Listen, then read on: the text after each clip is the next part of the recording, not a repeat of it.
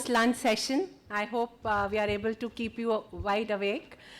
So at the outset, I want to thank AHA and AdolisCon organizing team of Gujarat. So a big thanks and for the opportunity given.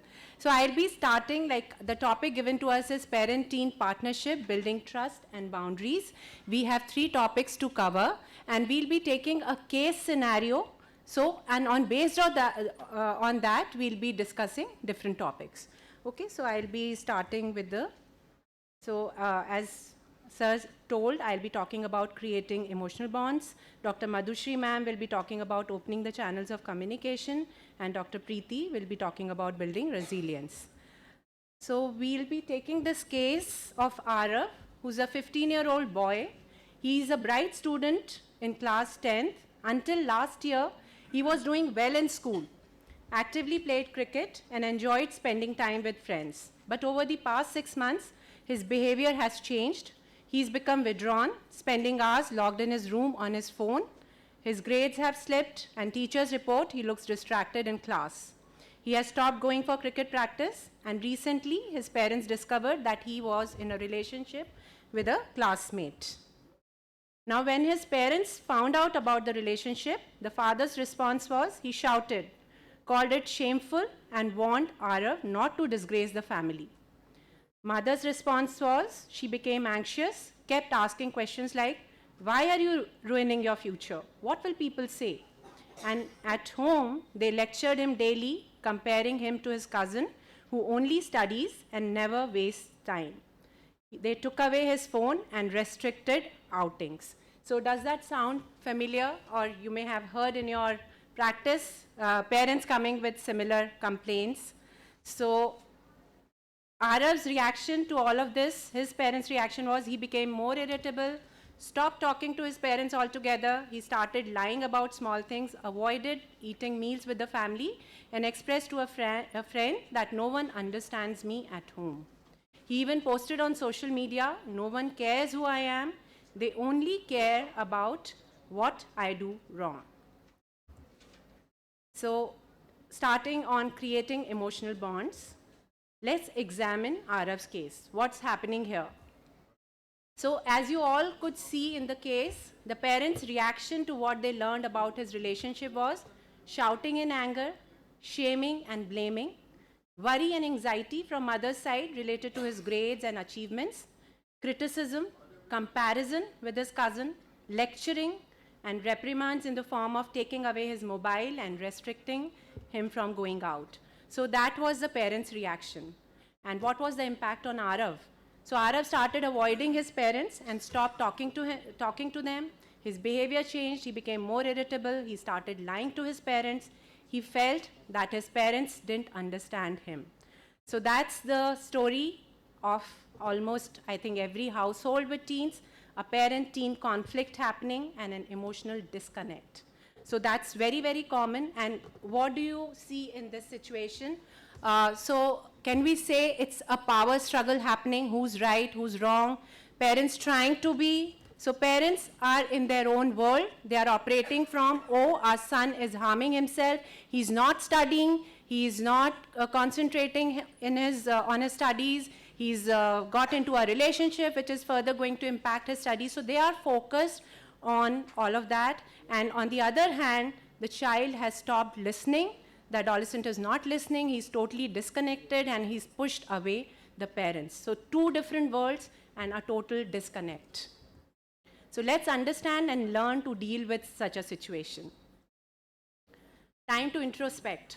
What is your parenting focus? So that is what we need to ask the parents, and you all are parents, so you can, if you find yourself, if you can relate to it, where is your parenting focus? What is your goal? What is your intention as a parent?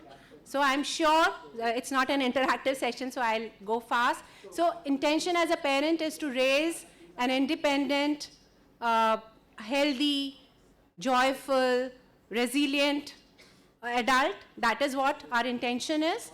And where is the focus right now? It's all on the outcome. It's all on the results, the academics, the career, the future. So we need to really see What is it that matters to us in our relationship with our children? Are we trying to connect, or are we just trying to fix our child? That is another question which as a parent we need to ask. And are we focusing on the present, or are we focusing on the future, which is uncertain? We don't know what's going to happen tomorrow, right? So it's important that we connect before we correct our child. It's important that, like, every power struggle offers you the opportunity to either connect or disconnect. It's up to us what we want. And what is emotional connection? It's a deep bond built on empathy, vulnerability, trust, and open communication, where individual feels seen, valued, and understood on a deeper level.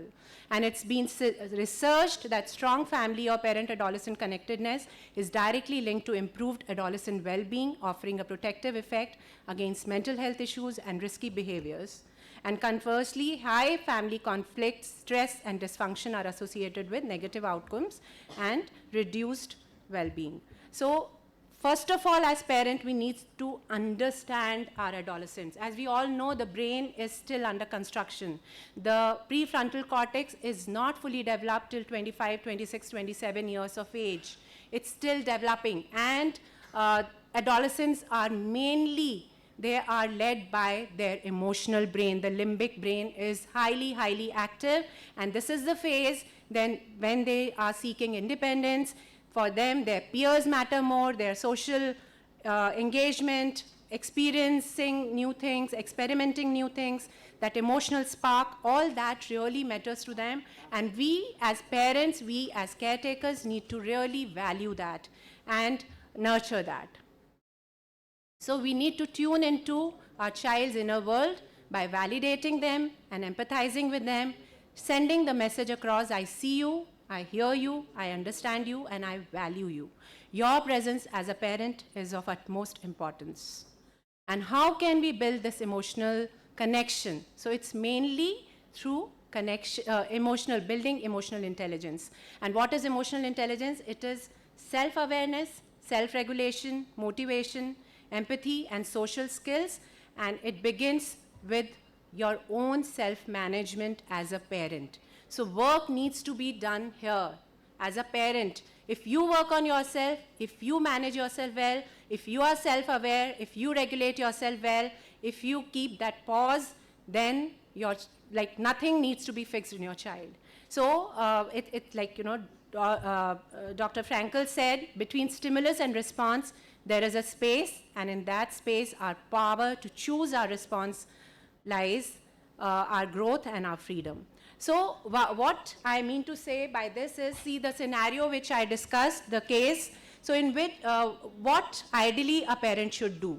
So before reacting, they should be very present to what is happening in their child's world. So if you could see from the case scenario, for past 6 months, the adolescent was withdrawn. He was on his mobile all the time. So either we can see it through the lens of a fixer, oh, my child is not concentrating, he's not studying, he is not focused, he is going the wrong way, he's getting into relationship. Either we can see it through that lens, or we can step back, first see what am I feeling, what are my emotions, why am I fearful, why am I anxious, what is my focus on? Is it on the outcome, or is it on raising a healthy, happy, resilient, independent, confident child? So we really need to become present to that and take a pause, think where are we headed to, and then take action, then talk to our child, maybe sit with them, connect with them, understand them, hear them out, and then talk to them and find out what they are dealing with, how can you support, offer support there, and create a partnership there, create a teamwork, guide them wherever required. I'm not saying let them do what they are doing, but you need to guide them. But for that, first, emotional connectedness is the critical step. So why emotional connection? I've already said it builds trust and openness, it strengthens self-worth, helps in emotional regulation, and protects against risky behavior. So if you are deeply emotionally connected with your child, it will open up the channel of communication. Your child will not hide anything. The child will not go a wrong way. And this kind of situation, it's very the chances will reduce to a lot. So connection over correction, remember that children don't need perfect parents, they need connected ones. And adolescents don't drift away from parents because of friends, gadgets, or hormones. They drift away when they don't feel seen, heard, and understood at home. So key takeaways, adolescence is often a time of emotional turmoil, but it can also be a time of emotional growth and creativity. The teen years don't have to bring parent-child disconnection, and by understanding and valuing your teenagers' emotions, parents can make this a time of deeper connection. Thank you so much.